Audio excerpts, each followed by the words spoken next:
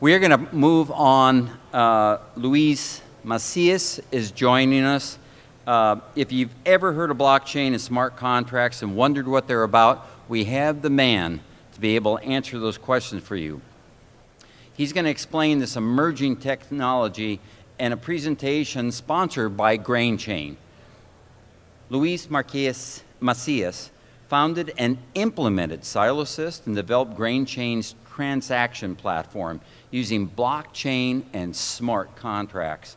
A pioneer in the field. Truly, we have a man that was there at the beginning of this developing transactional mode that we have, this opportunity that you could capitalize on.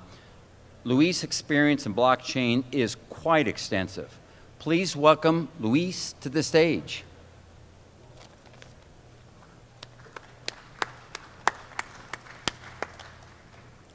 Good afternoon, and thank you for having me here today. It's an absolute pleasure. In my opinion, agriculture is something that is absolutely unique in the fact that it has not taken advantage of some of the technological advances that we've seen in a lot of capital markets. The reality is that the future of agriculture is data. The finance market, industry, all these different types of industries have taken advantage to the point of absolute precise data to make decisions on everyday movements. And what we see is that the future is now in agriculture.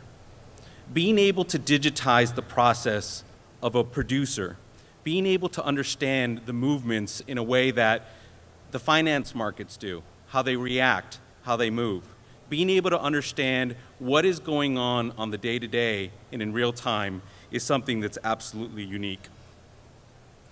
What we have today is a disconnect. We use a lot of paper processes, we use a lot of manual processes in order to be able to do our daily activities. What we can have is the absolute ability to automate what we're doing on day-to-day. GrainChain has been working for the last 10 years in figuring out how to create that digitization. There's a lot of companies today that are working extensively in this industry to be able to not only digitize the day-to-day process, but create efficiencies that we haven't seen before.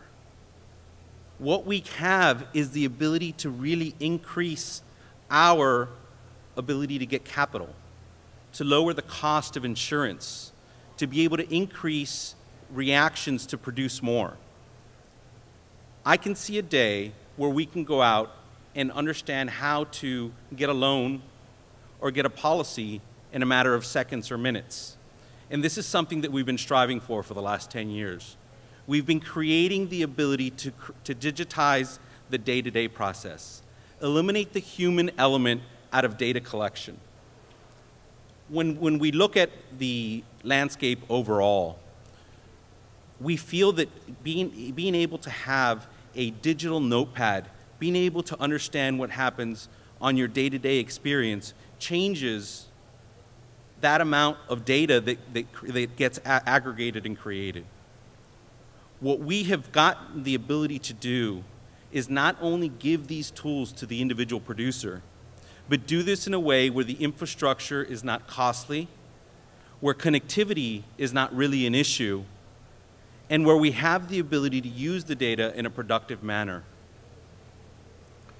What we have is not only the ability to reduce errors, but we have the ability to create actionable processes.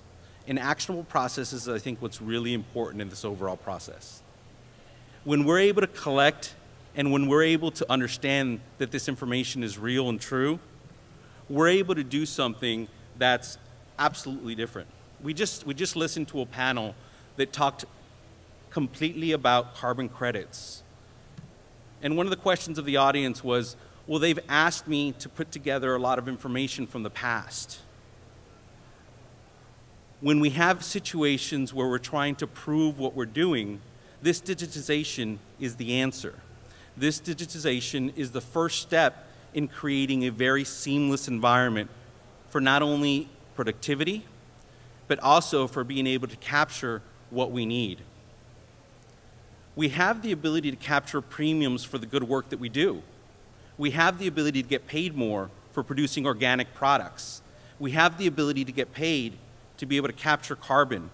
And we have the ability to get paid for higher quality products. How do we prove it?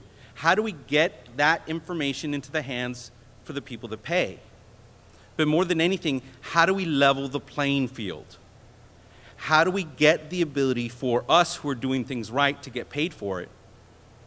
And for those who are not doing things right, not taking our part of that pie. When we look at the organic market and how many organic products aren't real.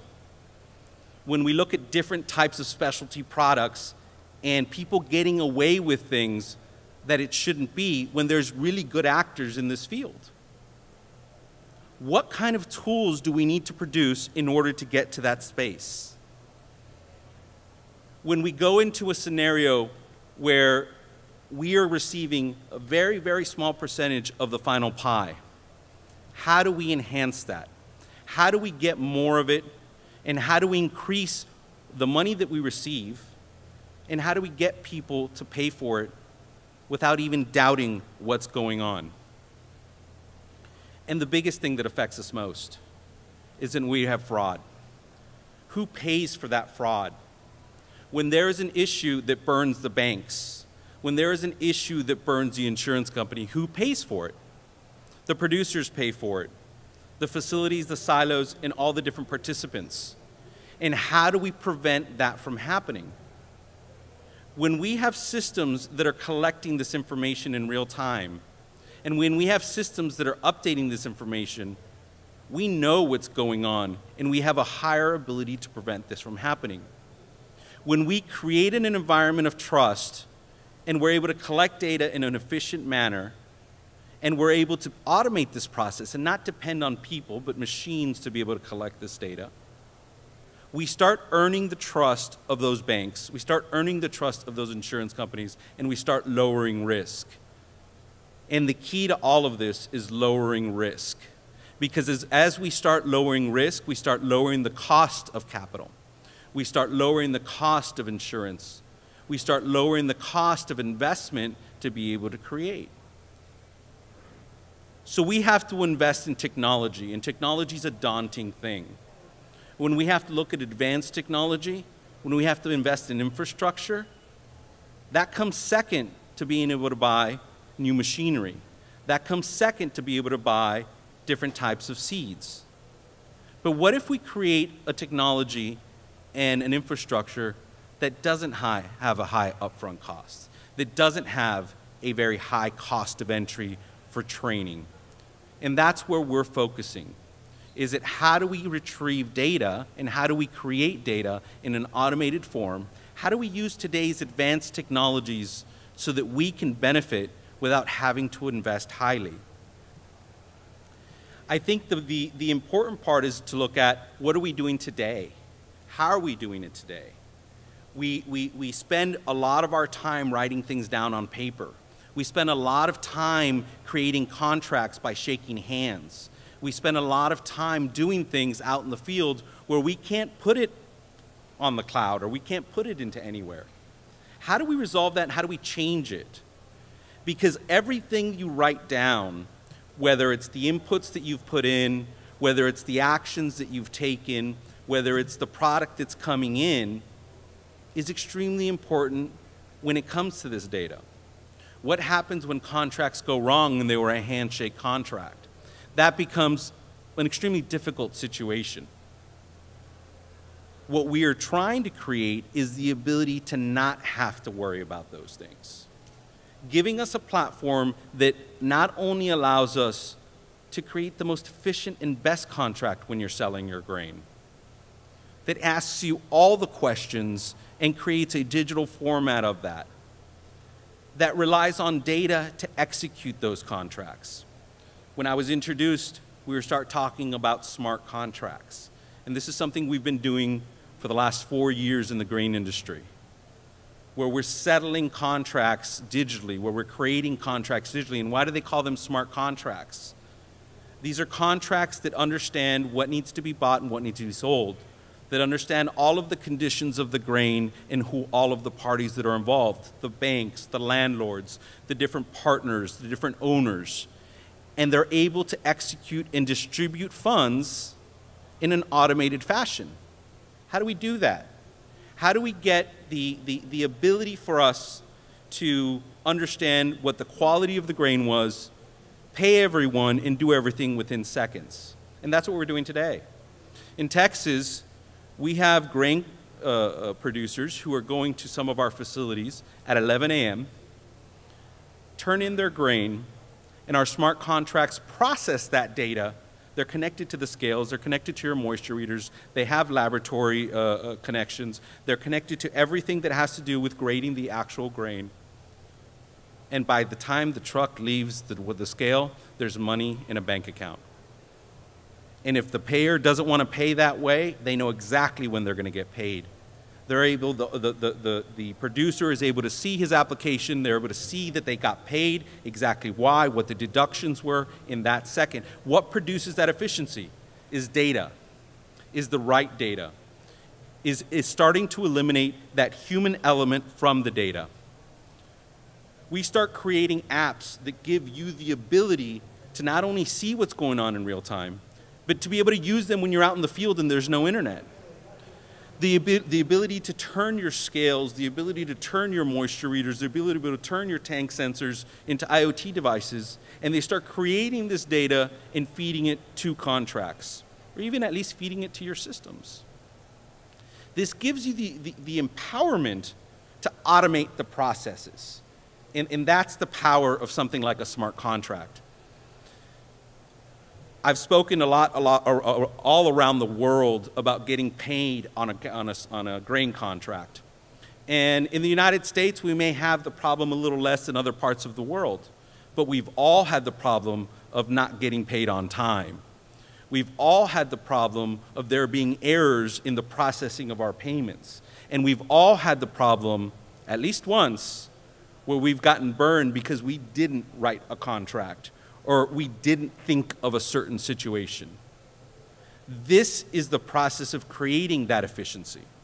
When we start talking about cloud computing and we start talking about blockchain and smart contracts, we start looking at an efficiency that gives us the same power that the multi-billion-dollar conglomerates have when they buy grain, because they have all the data. Because when you go turn in your product at ADM, there's guys there that are filling out every single piece of data and making sure it's there. But what happens when you already have that data? What happens when you have that ability to work with your local grain elevator? What happens when you have that ability to be able to understand what the difference is between all of the actions that you've taken throughout the last 10 previous years, and we start applying some of our machine learning algorithms to it, and they start giving you suggestions of what you should do, of what the market conditions look like, of what your open liabilities are, and more than anything, what you have in hand today and what it's worth and what it could be worth. That's when you start getting power. And that's when you start understanding that the reliance on technology is something beneficial. It's not telling you what to do. It's giving you suggestions based off of the data that you're producing and what you've done in the past. We've looked at this technology and we've been experiencing, when you look on this floor and you see the beautiful drones and you see robots and you see different types of software, that's all getting to that point. Whether it's on a platform like Grain Chains or somebody else's, the digitization of this process is step one to getting us to be able to work hard and more productive. The reality is, as we start growing, we want to focus on what we do best, producing. We don't want to look at the details, and if a system can think for us and help us and give us suggestions and remind us of things, we start becoming a lot more productive. When we start applying some of this technology as an ecosystem, things change. What Grain Chain has focused on doing is applying a multitude of these technologies and making them accessible to everyday person, so that you can not only use it, you don't have to train excessively for it, and you don't have to pay an arm and a leg to get into it. And that is the key to adoption in our opinion. But more than anything, there needs to be a step one, that willingness to embrace the data and take it out of the hands of the people. Give it more to the automation, give it more to IoT, give it more to processes that'll help you automate this process. When you're working on the field and the combines are running and you're giving little pieces of paper to drivers who give it to an elevator, who give it to a field manager, who give it to everyone else, how much of that is recorded and analyzed the next year? How much of that is looked at and said, how could I have done it better? We do it in every financial market. We do it in sports. If we're able to do that and give you a digital notepad where you're writing this information and it's aggregating this data and it's giving you an idea of what your production is, how much better are you going to be? We're looking at the fact that the world sees it. The rest of the world is moving in a way where not only is blockchain providing the technology as a tool to be able to understand what's going on, but it's giving us the ability to learn how to work. Now, we've all heard the buzzword of blockchain, and the first thing everyone thinks of is Bitcoin. And while blockchain is a technology that supports Bitcoin, it should be the technology that supports your corn. It should be the technology that supports your bank, and it should be the technology that supports the food that you're eating every day. Why is that? Because I can trust the technology, which is a big difference. And blockchain is all about trust. For those of you who don't understand what it is, I'm going to just very, very quickly talk about how it works. I, as a person, am wearing a blue shirt. And I've told you that I'm wearing this blue shirt, and I've written it down on a piece of paper. And this piece of paper has been written down and distributed to 1,000 people. And everyone knows that I have a blue shirt. But the markets have changed, and red shirts are worth a lot more. And I'm going to change my shirt to a red shirt and say that it was red. But now I've got to convince 1,000 different people that it was red. And I've already written down it on paper. And that's not going to happen. And what blockchain technology does is it distributes this information to so many different computers that it writes it down in stone. It's our digital stone. So now that we can trust it, now we know that that's not going to change. So if my friend over here who is collecting carbon credits writes this information down, puts it into stone, certifies it, and 5 years later, a company comes and asks them to prove what he did, there it is. What does that have to do with a financial transaction, and why are banks investing in it tremendously and different governments investing in it? Because they're able to trust the data. They're able to understand what it is. You need to create an infrastructure around it, and that's what GrainChain is doing, is providing different tools to be able to input the correct data into the blockchain.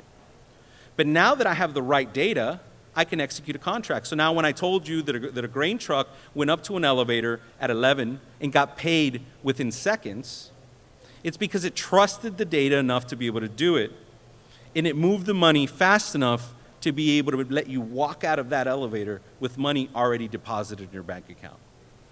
And that's happened to us hundreds of thousands of times in the last couple of years, which is something that has benefited us and our users tremendously.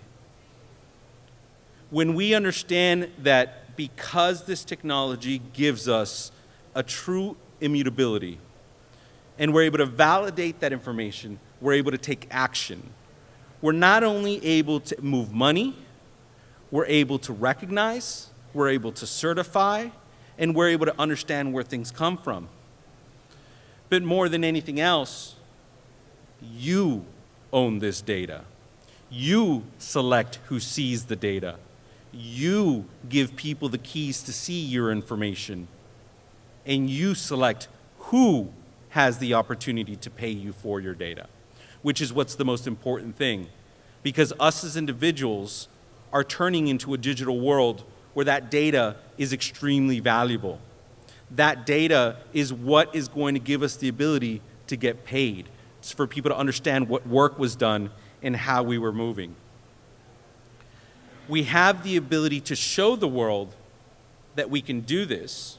We have the tools that are coming to play. There's plenty of participants, even on this floor, who are creating these initial data collection elements we have to start to participate. At Grain Chain, what we've done is we've created an ecosystem that gives you that ability.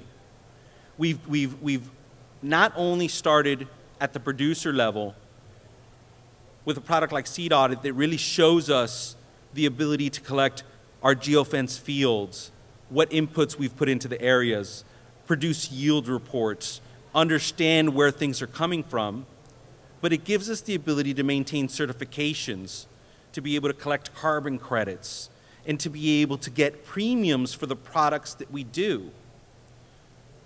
Within the 10 years that we've been working, when we send auditors to a field, we know that the data that we collect from an auditor is okay. But when you as a producer start producing this data, start inputting this information, it's the most accurate information you can do. The reality is that the most of us are good actors. Most of us are collecting this information to be able to create a sustainable operation, to be able to show our consumers where we're going. We do a lot of work in Central and South America, and we import a lot of product into the European Union, where the requirement of this data is a requirement for importation, to be able to import the product, where we have to prove where things are coming from and who got paid and where they went to. If we start on this process today, we're going to be ahead of the game. When we go into products like Harvex, which is our logistics management system, it allows us to act very similar to the ride-sharing apps of today, where we can call 1,000 or 500 independent trucks to be able to come and pick up our grain, where we're able to track where our combines are and show the individual truckers how to get into our fields and what path to take. We're able to pass the information of what they're picking up and who it belongs to. And we're able to not only see that the truck left, how it got to the elevator, and instantly see what the results were of what we turned in. We're able to do that. But more than anything else, our system is collecting verifiable data of exactly where it picked up that product. It's collecting verifiable data of the path that it took and the product that was in the truck before that. It's collecting verifiable data of the quality of the product, of what the weight was and what it turned in the second it turned it in. It's giving us actionable data that we can use that takes away the human element. It takes away the error. And it gives us an efficiency that's beyond the norm. We're able to pay our drivers and talk to our drivers without knowing their phone numbers. And we're able to collect all of that information and understand what happened. When you play Monday morning quarterback at the end of the season and you see that you sent 300, 400, 500 trucks to the elevator and only 298 made it, or some of them detoured, or some of them moved around, you're able to see that, collect the data, crunch it, and understand who did you right and who did you wrong. But you're also able to understand the second that it got there and get that real-time information.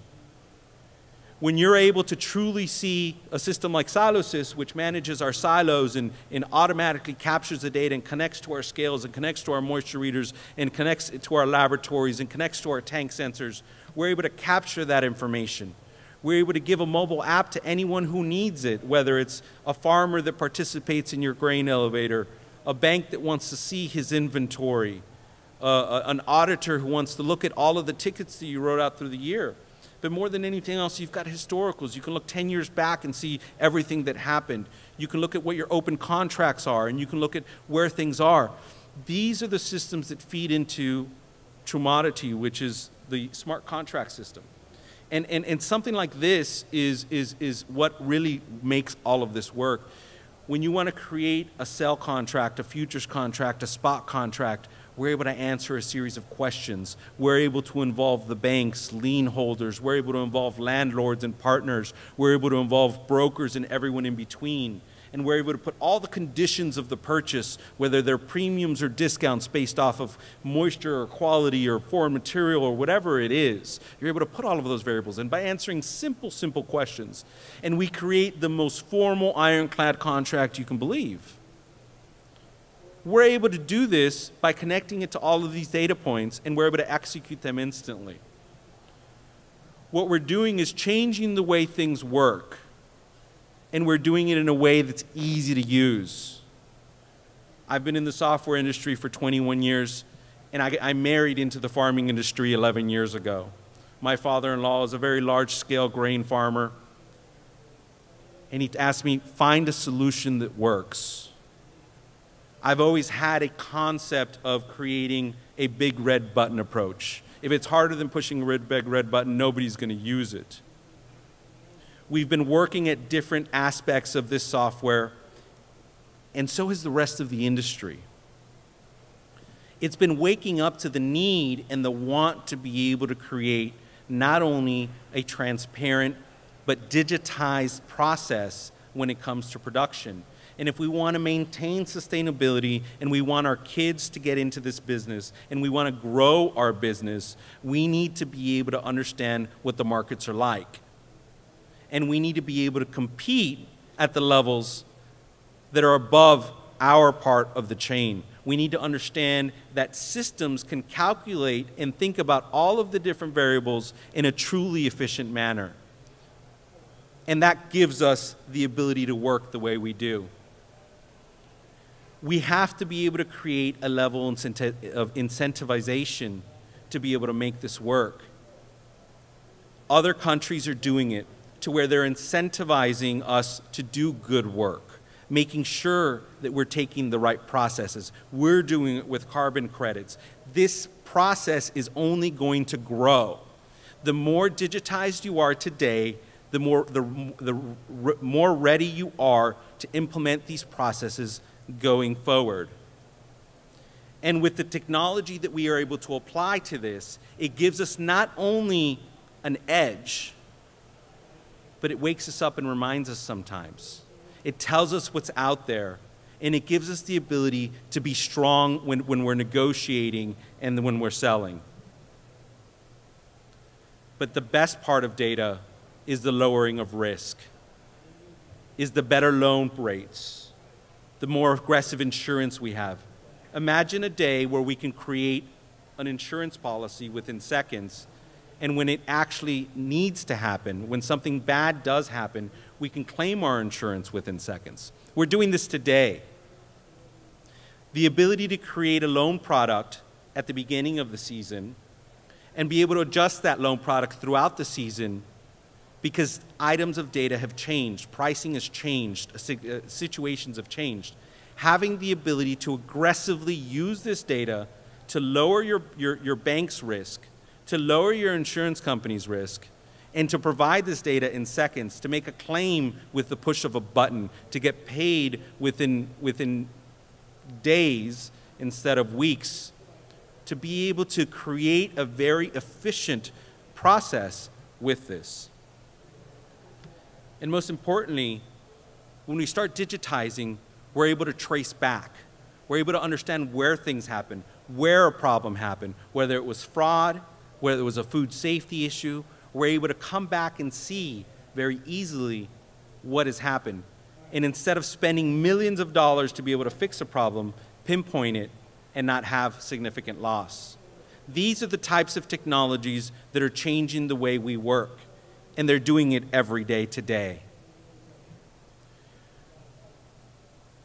And as a future where we start aggregating anonymous data, where we start using our data with our neighbors, and we start understanding what happened on the other side of the world that has a similar soil pattern worked over here and can make a better production.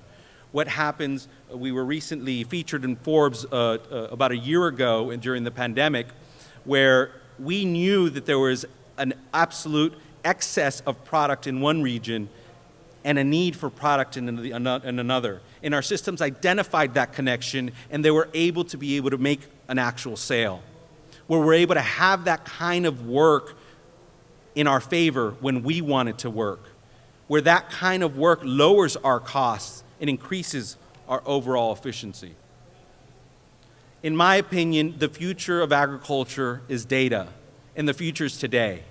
We're doing this today, and the more we all participate, the more effective we're all going to be towards the future. Thank you. I'm open for any questions if anyone would have. Please. Questions? It's a bit complicated. There's a lot to it and a lot going on. But believe me, this is something that'll be part of your farm operation in the future. Yes, sir.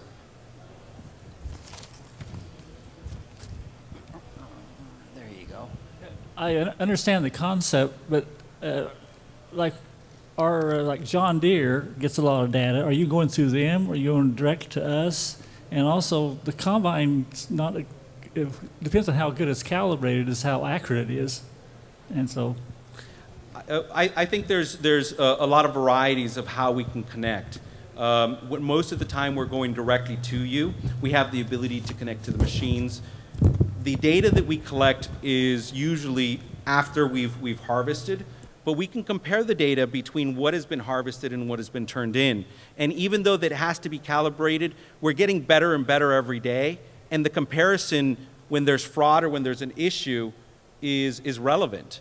So we're able to see what results we have when it leaves the field and when we turn it into the elevator. And we're able to compare that and set triggers and flags to understand what we need to do and prevent further issues.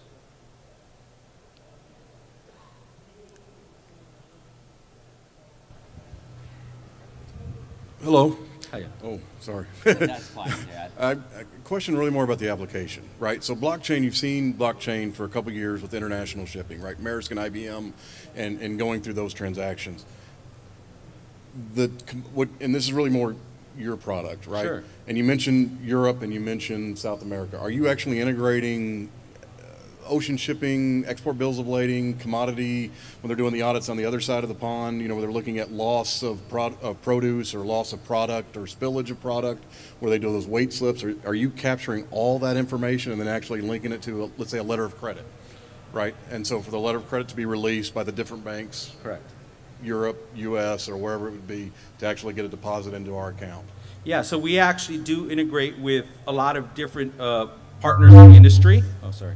And that is what is releasing the funds. So we're actually, you know, about a week ago, there was a transaction that got processed and the bill of lading got processed within the port, and that came back into our system and released payment. So we're integrating with a lot of different partners. Now, some are more willing to integrate than others, and some are very willing to integrate.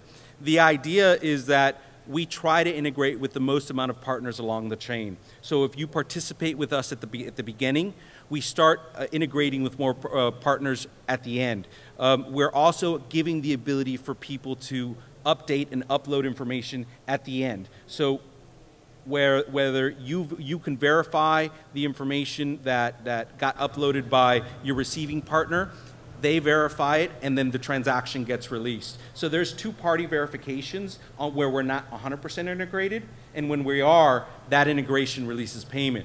So we have certain scenarios where we're integrated with the receiving party. It receives the product, we gauge the product, we get the receipt, it goes into our system, and it releases funds. So we have an open API policy where we do integrate with a lot of different ones, and when we don't, we have that two-party agreement that releases funds. So I guess this is a two-part question. What blockchain network are you guys currently utilizing, and what are some of the fees associated with interacting with that? And I guess building on that, what kind of volume are we seeing today, and what amount of volume are we thinking that network can handle before we start to see slowdown? Sure. So we are on Hyperledger Fabric 2.0, which is in our application a public-private blockchain. We have node members that are all around the world that are participants within our network, whether they're cooperatives, they're banks, they're different participants. We don't have a fee for transactions. We have a participation within the application. We've processed a little over $230 million worth of grain this last year. We have the capacity of processing 2,000 transactions per second at this time, which is quite impressive. We've had the ability, we are a minimum of 5 node acceptance in order to accept a transaction. So we are pretty fast, but at the same time, they need to be unique acceptance. So we see a strong growth. If we exceed the 2,000 transactions per second, we're going to be very happy. I think right now we're probably peaking in the 70 to 80 transactions in per second when it's extremely busy. And we're not a mining blockchain. So all of this is through authentication of multiple parties, and we don't have that energy consumption or transaction fee that a lot of the public ones do. We are public enough to where not one party can make a decision, and it's worked out very efficiently for the last 4.5 years since being live.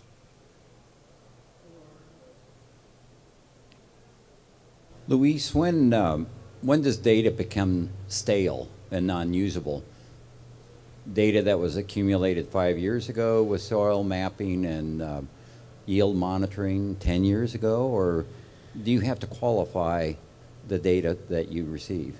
We take action upon real-time data and between current data, and we're able to make decisions on historical data. So, you know, there is a point when data becomes unusable, but at the same time, we're able to use some of that data to do predictive analysis, to be able to see when these 7 conditions were met, this happened, and we're able to give suggestions. And that's what makes it powerful. If we have 50 years of data, we're going to be able to predict more. We're able to help more. And that's when it becomes extremely powerful. But the key is digitization, adoption at the first level.